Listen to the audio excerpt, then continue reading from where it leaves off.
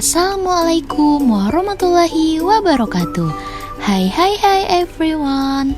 Kami dari kelompok 6 jurusan Administrasi Bisnis Prodi Administrasi Negara dari kelas 3E.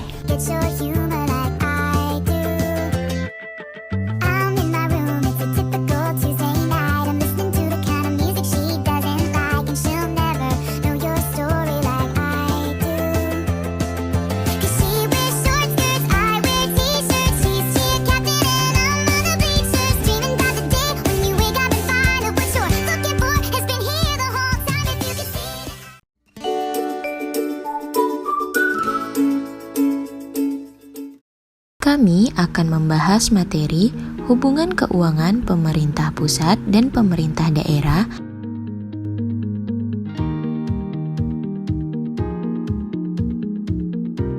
dengan materi mekanisme perimbangan keuangan pemerintah pusat dan pemerintah daerah beserta 3 dana utama yang menjadi alat bagi pemerintah pusat untuk mengalokasikan sumber daya ke daerah.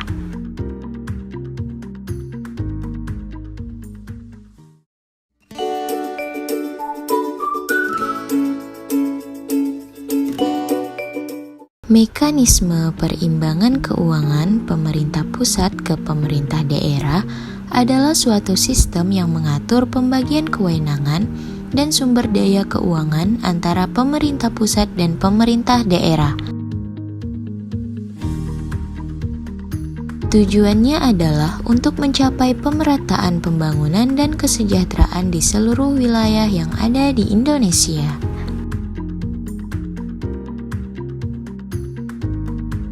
Prinsip dasar perimbangan keuangan.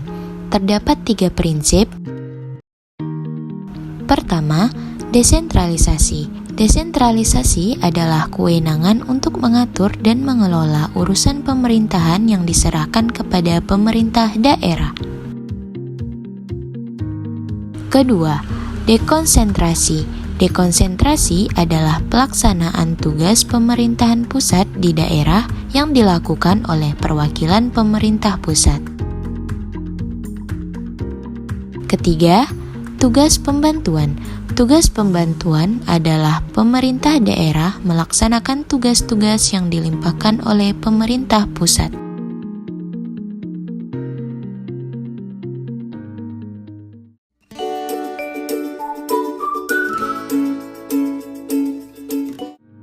Dana perimbangan. Dana perimbangan adalah transfer keuangan dari pemerintah pusat ke pemerintah daerah. Tujuannya adalah untuk membantu daerah dalam membiayai penyelenggaraan pemerintahan dan pembangunan. Terdapat 3 jenis dana perimbangan utama, yaitu dana alokasi umum, dana alokasi khusus, dan dana bagi hasil. Dana alokasi umum, dana yang diberikan kepada daerah berdasarkan formula tertentu dengan mempertimbangkan kebutuhan fiskal daerah dan kemampuan fiskal nasional yang dilakukan secara berkala dan bersifat rutin. Tujuannya untuk memenuhi kebutuhan dasar pelayanan publik di daerah seperti pendidikan, kesehatan, serta infrastruktur lainnya. Dana alokasi khusus, dana yang diberikan kepada daerah untuk membiayai kegiatan-kegiatan spesifik yang telah ditentukan oleh pemerintah pusat, dilakukan berdasarkan usulan dan evaluasi kinerja daerah dengan tujuan untuk mendukung program-program prioritas nasional seperti pendidikan vokasi, kesehatan. Dana bagi hasil, dana yang merupakan bagian dari pendapatan negara yang berasal dari sumber daya alam tertentu yang kemudian dialokasikan kepada daerah penghasil. Besarnya DBH ini ditentukan berdasarkan persentase yang telah ditetapkan dalam peraturan perundang-undangan. Tujuannya adalah untuk memberikan kompensasi kepada daerah penghasil sumber daya alam dan mendorong pengelolaan sumber daya alam yang berkelanjutan, di mana sumber daya alam yang dimaksud misalnya minyak bumi, gas bumi, dan mineral.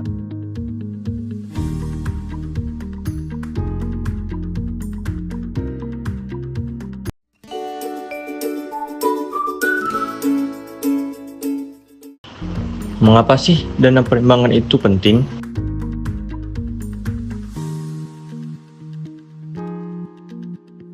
Beberapa alasan karena dana perimbangan digunakan untuk pemerataan pembangunan. Dana perimbangan membantu mengurangi kesenjangan pembangunan antara daerah kaya dan daerah miskin. Meningkatkan kualitas pelayanan publik. Dana perimbangan memungkinkan daerah untuk meningkatkan kualitas pelayanan publik bagi masyarakatnya dan mendorong otonomi daerah. Dana perimbangan memberikan fleksibilitas kepada daerah untuk mengatur dan mengelola keuangannya sendiri. Lalu, tantangan apa saja dalam pelaksanaan dana perimbangan tersebut? Terdapat beberapa tantangan seperti ketergantungan daerah. Banyak daerah terlalu bergantung pada dana transfer dari pusat, sehingga mengurangi inisiatif daerah untuk meningkatkan pendapatan asli daerah. Inefisiensi penggunaan dana. Seringkali terjadi kasus penyalahgunaan dana perimbangan dan inefisiensi dalam penggunaannya. Perubahan kebijakan pemerintah pusat terkait dana perimbangan dapat menimbulkan ketidakpastian bagi daerah.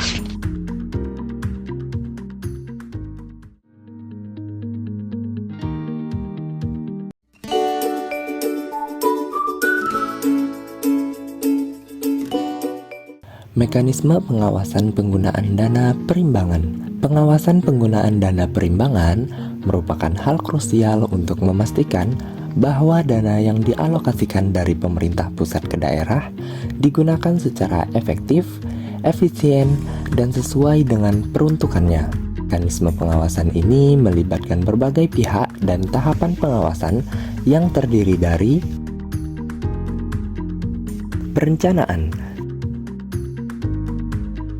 seperti penyusunan rencana kerja dan anggaran atau RKA. Daerah wajib menyusun RKA yang rinci dan realistis serta memetakan penggunaan dana perimbangan secara jelas. Dan penetapan indikator kinerja. Pemerintah pusat dan daerah bersama-sama menetapkan indikator kinerja yang dapat diukur untuk menilai keberhasilan penggunaan dana. Tahap kedua, tahap pelaksanaan, seperti monitoring berkala. Pemerintah pusat dan daerah melakukan monitoring secara berkala terhadap pelaksanaan kegiatan yang dibiayai oleh dana perimbangan dan laporan pertanggungjawaban. Daerah wajib menyampaikan laporan pertanggungjawaban secara berkala kepada pemerintah pusat. Tahap terakhir, tahap evaluasi.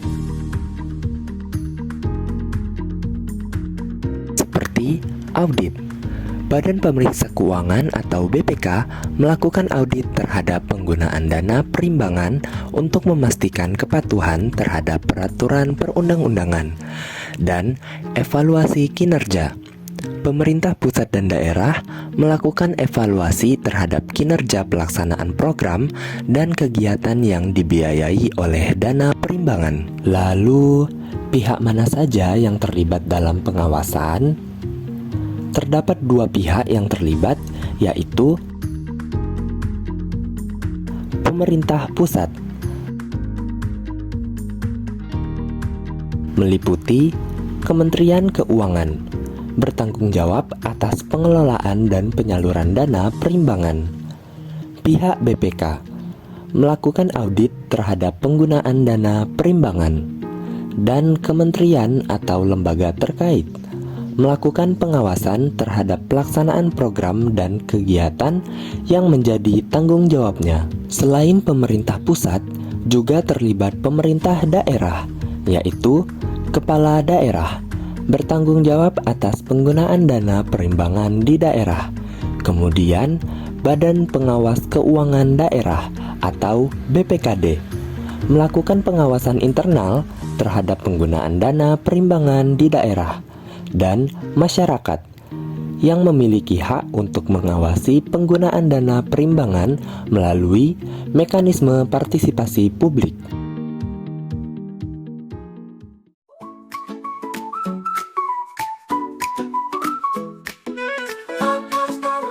Mekanisme dan perimbangan keuangan merupakan bagian penting dalam sistem pemerintahan Indonesia. Dana alokasi umum, dana alokasi khusus, dan dana bagi hasil menjadi instrumen utama dalam mengalokasikan sumber daya dari pusat ke daerah. Pelaksanaan dana perimbangan masih perlu terus ditingkatkan agar tujuan kesejahteraan dapat tercapai secara optimal. Dengan menerapkan mekanisme pengawasan yang efektif, diharapkan penggunaan dana dapat memberikan manfaat yang optimal dan mendorong pembangunan daerah berkelanjutan.